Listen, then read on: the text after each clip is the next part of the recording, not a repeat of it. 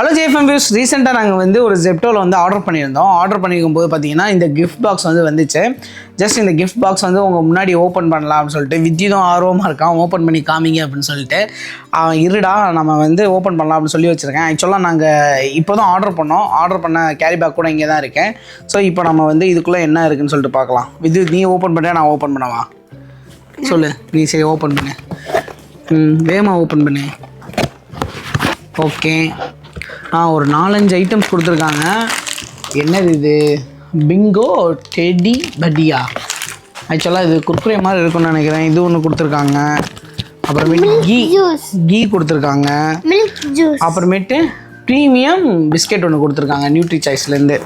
So இதெல்லாம் வந்து birthday gift அப்படின்னு சொல்லிட்டு வந்திருக்கு. நானும் கூட ஆர்டரில் பண்ணும்போது தான் இவங்க பண்ணிட்டாங்களான்னு பார்த்தேன். பட் ஆர்டர் பண்ணும்போது எதுவும் பண்ணலை, இதுக்குள்ளே இருந்துச்சு. அப்புறமேட்டு நவரத்னா கோல்டு ஆயில் ஒன்று கொடுத்துருக்காங்க.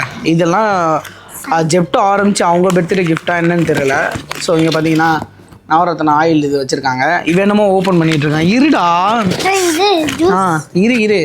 ஆக்சுவலாக இது வந்து சாஸ் அப்படின்னு சொல்லிட்டு பட்டர் மில்க்குங்க. இந்த ஒரு பட்டர் மில்க் வந்து கொடுத்துருக்காங்க. அதே மாதிரி என்ன கொடுத்துருக்காங்க, இது வந்து கிளாசிக் அப்படின்னு சொல்லிட்டு காஃபி பொடி ஒன்று கொடுத்துருக்காங்க.